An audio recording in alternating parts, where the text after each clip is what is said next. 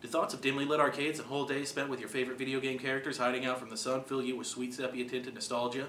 Do you not care about any of that stuff that I just said and just want to see a fun movie with memorable characters the whole family can enjoy? If you answered yes to either of those questions, then insert coin and press start for Theater Talk's review of Wreck-It Ralph.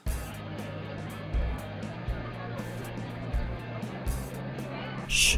Do you like to talk while at the movies? Well, you may think you sound like this. Fuck, plank chest. Stump, Junkman, Dirk, Hardback. Chances are you come off like this. Ah!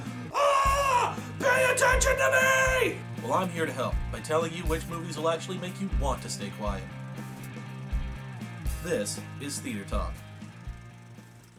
Despite frequent electrocutions and lion attacks, video games have become a huge part of many people's childhoods. So it comes as no surprise that a movie came out that was billed as a Toy Story for video games. The marketing department for Pixar was quick to highlight all of the cameos that fan-favorite characters would be making during the movie.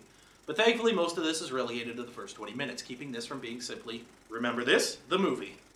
The movie follows titular character Ralph, the denizen of a thinly veiled Donkey Kong homage called Fix-It Felix Jr., in which he is the main antagonist responsible for using his big giant ham hands to destroy an apartment complex, so that the player-controlled Felix may fix it. After the arcade in which this game resides closes, the characters from all of the games are free to mingle with each other and spend time in one another's game worlds.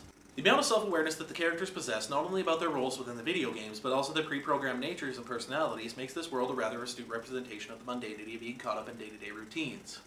It's sort of like Office Space meets Tron, which, by the way, is a concept I would totally watch. Just a bunch of regular programs going about actually making the computer work while everybody else is out playing frisbee and riding motorcycles.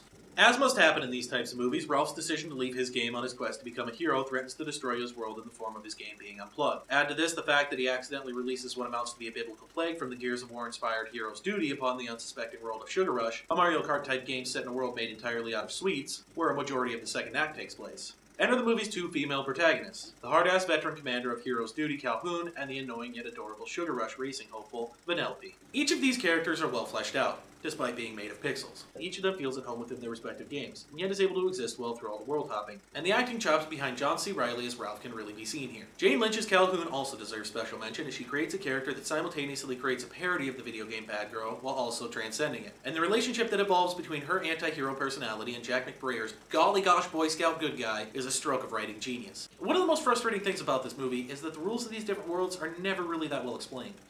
Or even that important. That is, until they become important. In the end, Wreck-It Ralph is a well-crafted story that will appeal to both video game fans and noobs alike. And the animation sets a new standard for Pixar's already high bar. While many people were afraid that the movie was simply going to be 90 minutes of references, and it truthfully does have its moments, there's enough here that anyone can find something to enjoy. I give it 3.5 zipped lips out of 5. Because while the visuals and story will be enough to keep you on the edge of your seat, a lot of gamers in the audience will all but be punching each other in the arm playing Spot the Easter Egg.